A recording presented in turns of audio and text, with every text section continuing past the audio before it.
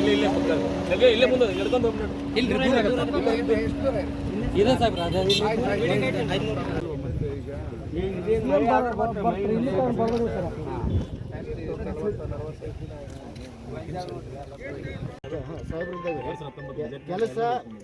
ಕೆಲಸದ ಆರ್ಡರ್ ಆಗಿದ್ದು 2 ವರ್ಷ ರೀ.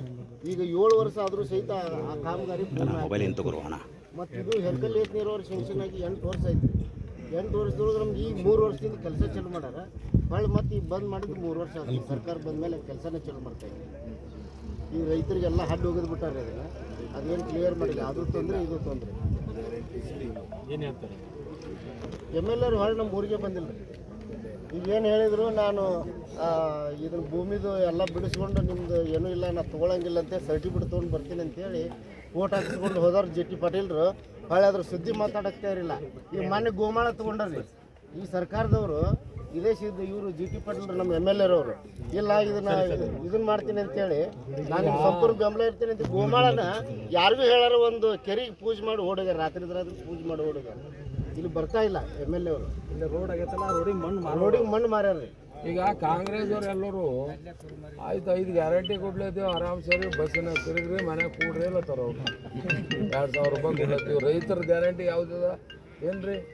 ಅದು ಯಾವುದಕ್ಕೂ ಇದು ಇಲ್ಲ ಸರ್. ಗ್ಯಾರಂಟಿ ಕೊಡಿದ್ದು ಯಾವುದೋ ರೈತರಿಗೂ ಒಳ್ಳೇದಲ್ಲ, ನಮ್ಮ ಹೆಣ್ಣು ಮಕ್ಕಳಿಗೂ ಒಳ್ಳೇದಲ್ಲ.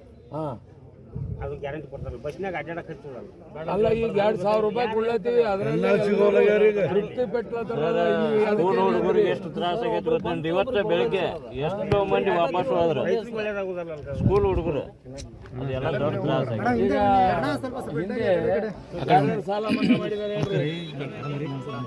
ಸಾಲ ಮನ್ನಾ ಮಾಡಿದ್ರಲ್ರಿ ಫಸ್ಟ್ ಕುಮಾರಸ್ವಾಮಿ ಅವರು ಮಾಡಿದ್ರು. ಅಲ್ಲಿವರೆಗೆ ರೈತರಿಗೆ ಏನು ಯಾರು ಮಾಡಿಲ್ಲ.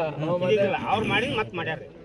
ಈಗ ಅವ್ರವ್ರು ಫಸ್ಟ್ ರೈತರ ಬಗ್ಗೆ ಮಾತಾಡಿ ಸಾಲ ಮನ್ನಾ ಮಾಡಿದವರು ಕುಮಾರಸ್ವಾಮಿ ಅವರು ಮತ್ತೆ ಫಸ್ಟ್ ಸ್ಟಾರ್ಟಿಂಗ್. ಆಮ್ಯಾಗ ಮಾಡ್ಯಾರ ಯಾರು ಮಾಡಿ ಯಾರು ಮಾಡಿಲ್ಲ.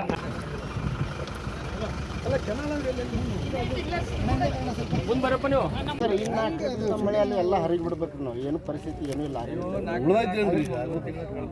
ಕಳೆದ್ಬಿಟ್ಟು ಸರ್. ಲೇಟೆಸ್ಟ್ ಹಾಗೂ ಇಂಟ್ರೆಸ್ಟಿಂಗ್ ಸುದ್ದಿಗಳಿಗಾಗಿ ಬಾಸ್ ಟಿವಿ ಕನ್ನಡ ಚಾನೆಲ್ನ ಸಬ್ಸ್ಕ್ರೈಬ್ ಮಾಡಿ. ಹಾಗೆಯೇ ಬೆಲ್ ಐಕಾನ್ ಪ್ರೆಸ್ ಮಾಡಿ.